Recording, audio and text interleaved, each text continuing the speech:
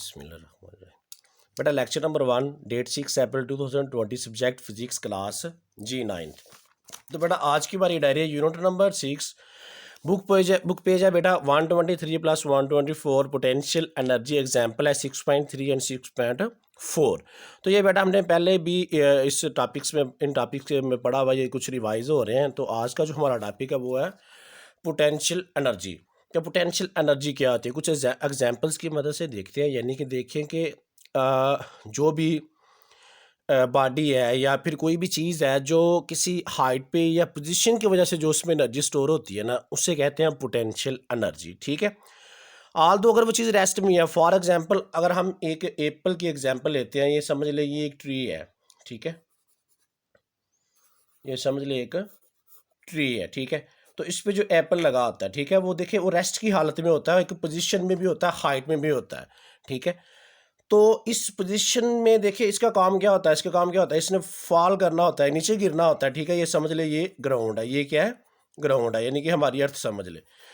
तो अर्थ में भी हमारे पास हम आपको पता है कि एक फोर्स होती है जो कि फोर्स ऑफ ग्रेविटी है, जो किसी भी बॉडी को क्या करती है, अट्रैक्ट करती है towards the centre of the earth. देखिए ये एप्पल एक पोजीशन पे कायम है। ठीक है, एक पोजीशन पे कायम है और हाइट पे है। ठीक है, तो जो भी चीज़ हाइट पे हो या अपनी पोजीशन की वजह से जो उसमें एनर्जी स्टोर होती है, वो हमारे पास होती है पोटेंशियल एनर्जी। वो क्या होती है, पोटेंशियल एनर्जी।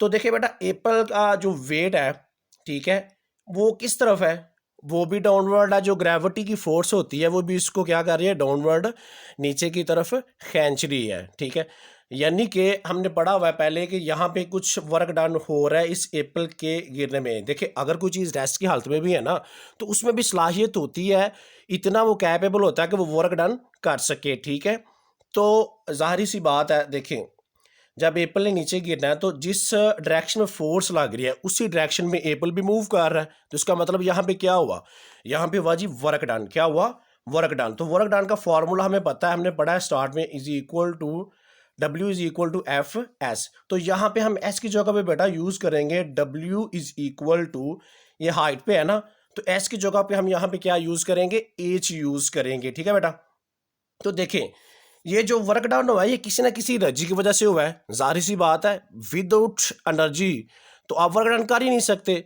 अगर वर्क डन जीरो है, यानी कि अगर एनर्जी जीरो है तो आपका वर्क डन भी जाहिर सी बात है जीरो होगा।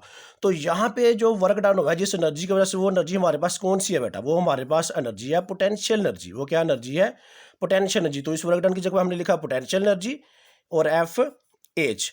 तो देखिए बेटा सिंपल है, ये जो फोर्स यहाँ पे है, फोर्स, ठीक है, हमने पढ़ा इसके ऊपर जो फोर्स लग रही है वो ग्रेविटेशनल फोर्स लग रही है। यूनिट नंबर 5 के अंदर अगर आपको याद हो तो आपने पढ़ा होगा, तो gravitational force is equal to its weight of body. तो ये जो हमारे पास फोर्स है ये किसके इक्वल होती है, उस बॉडी के वेट के इक्वल होती है। तो आप क्या करेंगे, F is equal to W. तो पोटेंशियल एनर्जी बेटा आपके पास क्या हो जाएगी, डब्ल्यू एच। क्या हो जाएगी, डब्ल्यू एच। और आपको पता है बेटा W is equal to M G होता है। ठीक है, तो potential energy is equal to हमारे पास बन जाएगा इसका एम जी एच। ये इसका हमने फार्मूला ड्राइव कर लिया, पोटेंशियल एनर्जी का बेटा हमने फार्मूला ड्राइव कर लिया। ठीक है जी, तो ये हमने पोटेंशियल एनर्जी का फार्मूला ड्राइव कर लिया। पोटेंशियल एनर्जी का फार्मूला हमारे पास क्या बनना है, एम जी एच। इधर एम हमारे पास क्या है, मैस है, जी इज आपको पता है वैल्यू ऑफ जी नोट था, एच हमारे पास क्या है, हाइट। जो भी होगी हम इसको न्यूमेरिकल्स के अंदर यूज़ करेंगे। ये हमने इसके फार्मूला ड्राइव कर लिया। अब ज़रा बुक पे आते हैं, तो वो कह रहा है, देखिए इसमें बहुत सारी एग्जांपल्स और भी गिवन है। जैसे एक स्टोरेज डिवाइस है, ठीक है, जिसके अंदर आप पानी भी स्टोर करते हैं, हम छतों पे रखा होता है स्टोरेज, वाटर को स्टोर करने के लिए। तो उसमें भी एक पोजीशन के ऊपर उसमें कौन सी एनर्जी स्टोर होती है, उसमें पोटेंशियल एनर्जी स्टोर होती है। अगर आप बात करें हैमर रेस्ट की, ठीक है, जैसे ये आपको फिगर में भी नज़र आ रहा है, जब हैमर को रेस्ट करते हैं वो आप हाइट पर जाता है, पोजीशन भी कैम करते हैं, उसमें कौन सी एनर्जी स्टोर होती है, उसमें बेटा पोटेंशियल एनर्जी स्टोर होती है। अगर आप तीर कमान की बात करते हैं, जैसे आप इंग्लिश में स्ट्रेस्ड बाउ पढ़ते हैं, तो उसमें अब देखिए आप तीर को पीछे की तरफ खींचते हैं तो उसमें भी एक हाइट आ जाती है, हाइट का फैक्टर आ जाता है और उसमें पोजीशन भी बन जाती है। तो हमारे पास कौन सी एनर्जी उसमें स्टोर होती है, पोटेंशियल एनर्जी स्टोर होती है। ये इसकी चंद एक एग्जांपल्स हैं। ठीक है बेटा, तो उसके बाद आ जाते हैं कि देखिए ये एमसीक्यूज़ में भी आ जाता है कि हैमर रेज्ड आप में कौन सी एनर्जी होती है, उसमें बेटा पोटेंशियल एनर्जी होती है। ठीक है, ये एमसीक्यूज़ में भी आ जाता है चीज़ें। उसके बाद ये देखिए यहाँ पे मैं ये तो इसकी डेफिनेशन तो आपने करनी है। The energy possessed by a body due to its position is known as potential energy. Position की जगह बेटा आप हाइट भी यूज़ कर सकते हैं, हाइट वाला फैक्टर भी यूज़ कर सकते हैं, ठीक है।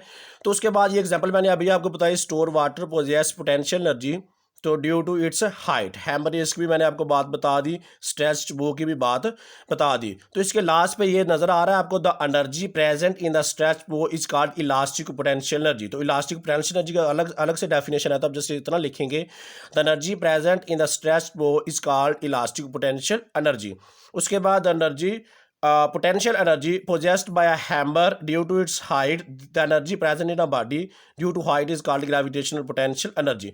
तो आप यहाँ से शुरू करें, the energy present in a body due to its height is called gravitational potential energy। तो ये आपने ये दो डेफिनेशंस, एक ये वाली डेफिनेशंस करनी होती है, ठीक है, और उसके बाद आपने ये सारी इसका फार्मूला ड्राइव करना है। मोस्टली शॉर्ट क्वेश्चन में आता है, अगर लॉन्ग में है तो आपने ये सारे का सारा लिखना है। जी बेटा, तो अब हम आते हैं अपनी एग्जांपल्स पे। एग्जांपल नंबर 6.3 और 6.4 दोनों का सॉल्यूशन बुक पे मौजूद है, और आप लोगों ने बेटा ये पहले भी किया हुआ है, ये रिवाइज है, इसलिए भी मैं आपको सॉल्व करके साथ नहीं दिखा रहा। तो ये आपकी बेटा स्टेटमेंट पे एक दफ़ा आपको समझा देता हूँ ताकि आपका दोबारा रिवाइज हो जाएगा। A body of mass 50 kg is raise to a height of 3 metre. एक बॉडी बेटा जिसका मास m है, ये गिवन डाटा, सबसे पहले देखा करें गिवन डाटा, ठीक है। बाद में ये देखिए हमने फाइंड क्या करना है, अकॉर्डिंग टू आपके फार्मूलाज। आप देखिए कौन कौन सी चीज़ें हमें गिवन है और कौन सी हम अनदर फार्मूला यूज़ करके निकाल सकते हैं। तो बेटा उसके बाद कह रहा है हाइट का फैक्टर भी गिवन है 3 metre. What is potential energy, बिल्कुल सिंपल, पोटेंशियल एनर्जी का फार्मूला लगाए, एम भी गिवन है, जी की वैल्यू आपको पता है 1/10 होती है, ठीक है, और साथ हाइट लिखिए और आपका आंसर आ जाएगा। उसके बाद बेटा वो बात कर रहा है एग्जाम्पल नंबर 6.4 की, कह रहा है force of 200 Newton x on a body of mass 20 kg। एक 200 न्यूटन की फोर्स किसी बॉडी के ऊपर बेटा लग रही है जिसका मास कितना है 20 kg है। The force accelerate the body from the rest until it attains a velocity of 50 metre per second. कह रहा है कि फोर्स एक्सेलरेट कर रही है, ठीक है, तब तक एक्सेलरेट कर रही है जब तक वो रेस्ट की हालत से क्या कर रही है, एक्सेलरेट कर रही है, तब तक एक्सेलरेट कर रही है जब तक वो 50 मीटर पर सेकंड वेलोसिटी हासिल नहीं कर लेती। Through what distance the force act, तो वो कह रहा है कि इसका डिस्टेंस क्या होगा। तो बेटा सिंपली आपके पास फोर्स गिवन है, आपके पास मास गिवन है, आपके पास वेलोसिटी गिवन है, ठीक है, आपने क्या निकालना है, डिस्टेंस निकालना है। तो बेटा सिंपली यहाँ पे लिखा है ना, work done in the body kinetic energy gained by it, वो इसके इक्वल होता है।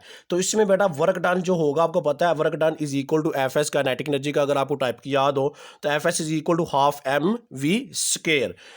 जी, तो बेटा इसमें आपके पास एफ भी गिवन है, ठीक है, आपने एस निकालना है, काइनेटिक एनर्जी का फॉर्मूला आपने लगाया, तो आपने एम की वैल्यू लिखी, वी की वैल्यू लिखी, आपके पास आंसर डिस्टेंस का आ जाएगा। That's the distance moved by the body is 125 metre.